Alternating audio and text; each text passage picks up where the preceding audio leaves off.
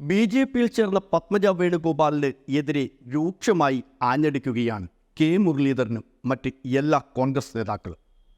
എന്നാൽ സത്യത്തിൽ ഈ കൂറുമാറ്റത്തിൽ നിന്നും നമ്മൾ എന്താണ് മനസ്സിലാക്കേണ്ടത്?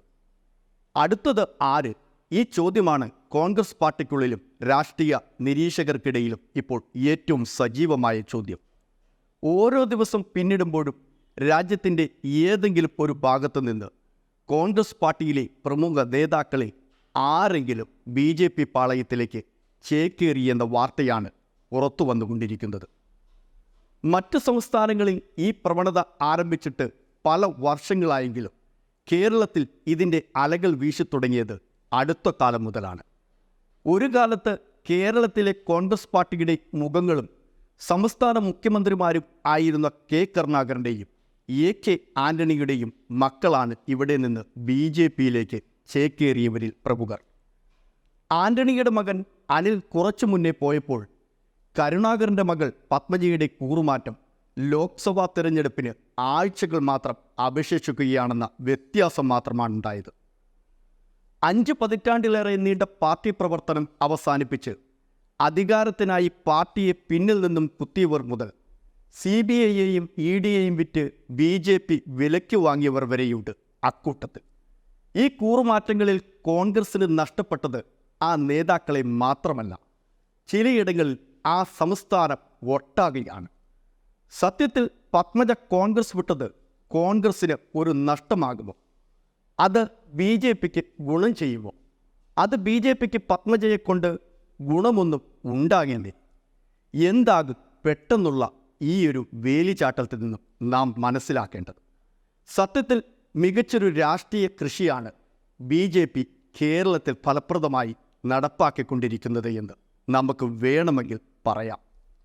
പത്മജയെ മറുകണ്ഠം ചാടിച്ചതിന് പിന്നാലെ രാഷ്ട്രീയ ബുദ്ധി തിരിച്ചറിഞ്ഞില്ലെങ്കിൽ കോൺഗ്രസ് ഇനിയും നാശത്തിലേക്ക് പോകുമെന്ന് തിരിച്ചറിയേണ്ട സമയം അതിക്രമിച്ചിരിക്കുന്നു എന്ന് പറയാം. പത്മജ വേണുഗോപാലിനെ കൊണ്ടുപോയാൽ നമുക്കൊന്നും ഇല്ലെന്ന് കോൺഗ്രസ്സുകാർ പറയുന്നുണ്ട്. എന്നാൽ ഇനിയെങ്കിലും ബി.ജെ.പിയുടെ ബുദ്ധി അവർ തിരിച്ചറിയണം എന്നാണ് പറയാനുള്ളത്. ടോം വടക്കൻ മുൻപ് ബി.ജെ.പിയിലേക്ക് പോയപ്പോൾ കോൺഗ്രസ് പറഞ്ഞത് അയാൾ പോയാൽ ഞങ്ങൾക്ക് ഒന്നും സംഭവിക്കില്ല, അദ്ദേഹത്തിനൊപ്പം ആരും ബി.ജെ.പിയിലേക്ക് പോകില്ലെന്നാണ്. ടോം വടക്കൻ എന്നയാൾ സോണിയാഗാന്ധിയുടെ മനസാക്ഷി സൂക്ഷിപ്പുകാരനായിരുന്നു. പാർട്ടിയിൽ ആരൊക്കെ എന്തൊക്കെ കൈകാര്യം ചെയ്തു എന്നടക്കമുള്ള കോൺഗ്രസിലെ എല്ലാ അഴിമതി കഥകളും അറിയുന്ന ആളായിരുന്നു അദ്ദേഹം. ടോം വടക്കനെ കൊണ്ടുപോകുന്നത് നെഹ്റു കുടുംബത്തിന് ഫണ്ട് വരുന്നത് എവിടെ നിന്ന് തിരിച്ചറിയാനും എവിടെ വെട്ടണമെന്നറിയാനും അതിനനുസരിച്ച് തന്ത്രങ്ങളും കുതന്ത്രങ്ങളും മെയ്യാനും വേണ്ടിയായിരുന്നു. അല്ലാതെ വടക്കൻ പോകുമ്പോൾ അണികൾ പോകുമെന്ന് കരുതേണ്ടെന്ന് പറയുന്ന നിങ്ങളൊക്കെ ഇനിയും പഠിക്കാനുണ്ടെന്നേ പറയാനാവൂ. ജനങ്ങളെ മനസ്സിലാക്കുന്ന പാർട്ടിയാണ് കോൺഗ്രസ് എന്നും കോൺഗ്രസ് വളർന്നാൽ ബി.ജെ.പിക്ക് വളരാനാകില്ലെന്നും ബി.ജെ.പിക്ക് നന്നായി അറിയാം. അതുകൊണ്ട് കോൺഗ്രസിനെ എങ്ങനെയെങ്കിലും തകർക്കുകയാണെന്നത് മാത്രമാണ് ബി.ജെ.പിയുടെ ലക്ഷ്യം. പൂർണ്ണമായും കോൺഗ്രസിനെ ഇല്ലാതാക്കുകയെന്നതാണ് അവരുടെ ലക്ഷ്യം. അതിനവർ ആരുടെ കൂടെയും കൂടും. ഇപ്പോൾ അവർ കേരളത്തിൽ CPMനൊപ്പമാണ് കൂടിയിരിക്കുന്നത്. അവരെ വീണ്ടും അധികാരത്തിലെത്തിക്കുക, ലോക്സഭാ തെരഞ്ഞെടുപ്പിൽ CPMന് പരമാവധി സീറ്റുകൾ നേടിക്കൊടുക്കുക എന്നതൊക്കെയാണ് ബി.ജെ.പിയുടെ ലക്ഷ്യം. കെ കരുണാകരൻ്റെ മകൾ പോലും ബി.ജെ.പിയിലേക്ക് പോയി എന്ന് പറയുമ്പോൾ മതേതര ന്യൂനപക്ഷ വിഭാഗങ്ങൾക്കിടയിൽ വലിയൊരു ആശങ്കയുണ്ടാകും. ഭാവിയിൽ ഞങ്ങൾ വിജയിപ്പിക്കുന്ന കോൺഗ്രസ്സുകാരൊക്കെ പോയേക്കുമെന്ന ആശങ്കയുണ്ടാകും. ഈ സംശയം ഉണ്ടാകുമ്പോൾ ഇടതുപക്ഷം ഈ സാഹചര്യത്തെ ഉപയോഗപ്പെടുത്തും. ബി.ജെ.പിയുടെ നേതാക്കൾ പറയുന്നത് കോൺഗ്രസ് നേതാക്കൾ നമ്മളുമായി ചർച്ച നടത്തിയിട്ടുണ്ട് എന്നാണ്. CPM നേതാക്കളുടെ പേരുകളൊന്നും ഇവർ പറയുന്നില്ല.